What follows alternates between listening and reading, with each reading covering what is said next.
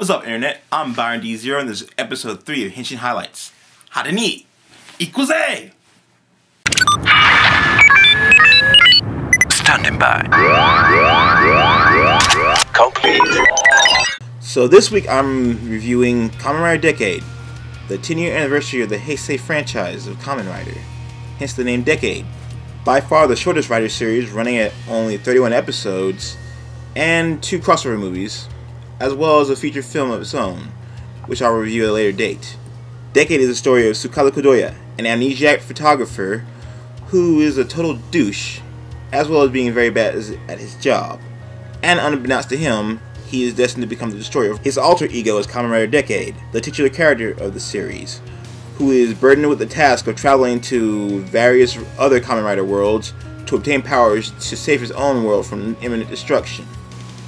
He's under the employ of Hikari Photography Studio, which is run by Natsumi and her grandfather Adrio, who eventually will join him on his journey. Natsumi's main role in the series is putting Tsukasa in his place when he starts acting like a total dick. And how does she do this? With a Xena Warrior Princess style technique that sends Tsukasa into a laughing frenzy. As for Adrio, he's mostly there for moral support, but does nothing for the story overall, at least for the TV series. I should also point out that Hikari Studios serves as the group's main mode of transportation, kind of like the TARDIS in Doctor Who, only without all the cool CGI. The way they move between worlds is by changing the backdrops within the studio. That's it.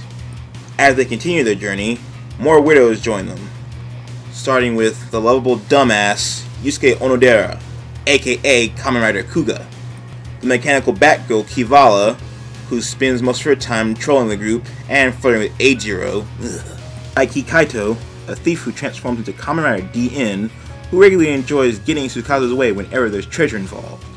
And then there's the show's quote-unquote antagonist, Narutaki, a man who can best be described as Tsukasa's personal stalker and occasional troll. He spends the majority of the series summoning opponents for Decade to face, and calling him everything but a child of God. Decade was meant to be a love letter to Kamen Rider Heisei fans, with 3 appearances from Kamen Riders from prior shows, at least in their suits, which leads to my first big problem with the series. Most of the riders aren't reprising their original roles. You have the suits, but none of the original titular actors. But my biggest problem was the writing. They got every single Heisei rider from the franchise up to that point getting involved in the show, and if you've seen any of the prior Heisei shows, you can definitely tell their touches. Overall, it's a case of too many cooks spoiling the pot, where you have side characters like Yusuke and Kaito getting extensive backstories. You don't even get a good backstory for Tsukasa, the main protagonist. And don't get me started on Narutaki. I'm saving that for the movie reviews. The writers did handle certain characters with a good amount of care, like Yusuke. While he was a gullible idiot, he was for the most part likable and consistent.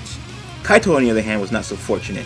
He was portrayed as an anti-hero who mainly would fight when it meant getting something that he wanted, and then out of nowhere he decided to cooperate with Tsukasa and company for the greater good, whatever that is.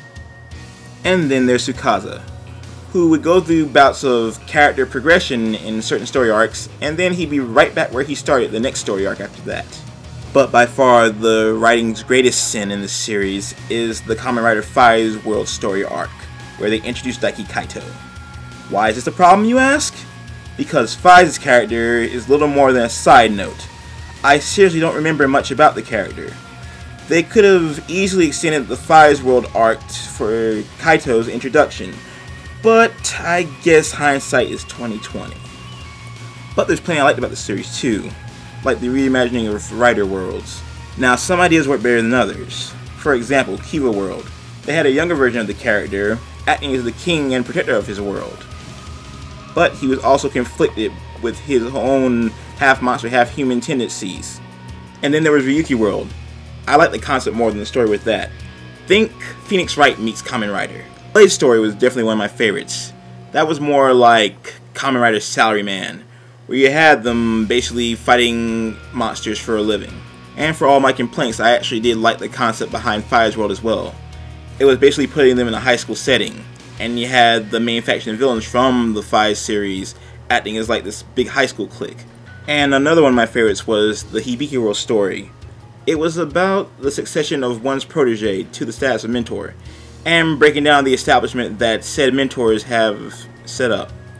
My final analysis, this really isn't a good starter series for tokusatsu fans in general. There are just too many ideas floating around, and it just feels like a big jumbled mess. But if you know a little something about Kamen Rider or you want to fill in a few holes, try it out. It's actually really not that bad.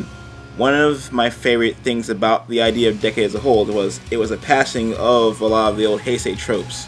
After this series, you really don't see a lot of those concepts and tropes used again in the following series.